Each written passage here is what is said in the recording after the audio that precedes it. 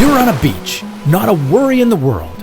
The sun bronzing your skin, sand trickling between your toes, the sound of waves. Wait, what? Where did all the water go? Did you see it going out? Now what? Better act quickly.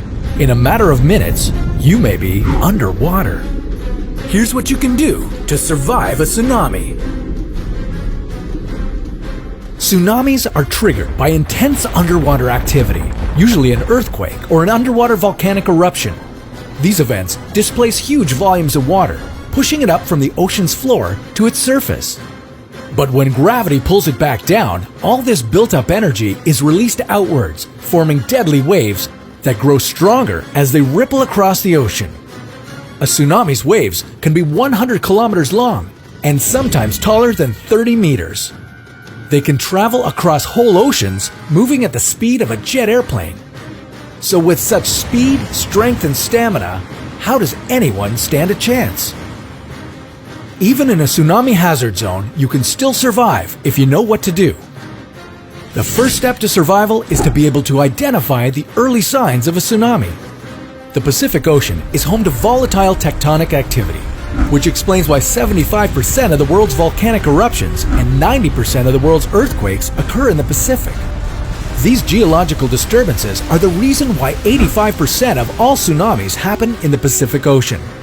In most cases, an earthquake comes before a tsunami, so if you're near the coast and you experience an earthquake, protect yourself from that first. But once the shaking stops, move to higher ground as quickly as possible. The beach will grow bigger. Run the other way. An early sign of an impending tsunami is that the water along the coast will recede.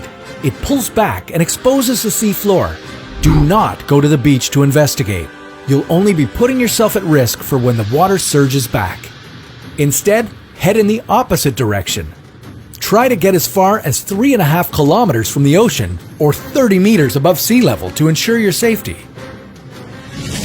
Get to the highest elevation possible.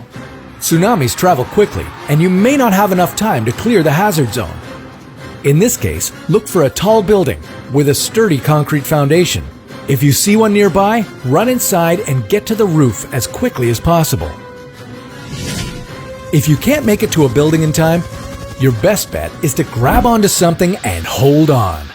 Though that might not sound very practical, hold the eye roll for a moment.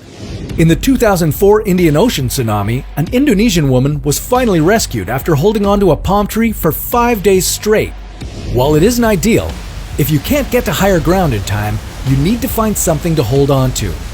As the tsunami moves inland, it will sweep tons of debris along with it.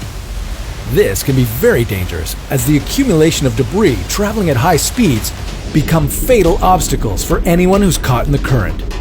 However, many tsunami victims have been saved by climbing on to detached roofs or holding on tightly to floating cars or other large objects. Of course, if you've made it this far, your troubles aren't over yet.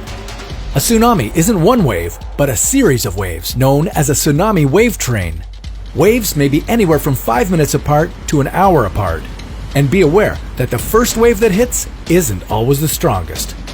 So even when you think it's over, stay where you're safe until you hear from local officials. It goes without saying, tsunamis are terrifying. And when a 30-meter wave is hurtling towards you at 800 kilometers per hour, you're probably feeling pretty helpless. But have faith in science, trust empirical research, and you'll see there's always a way out. We'll keep showing you, one episode at a time, on how to survive.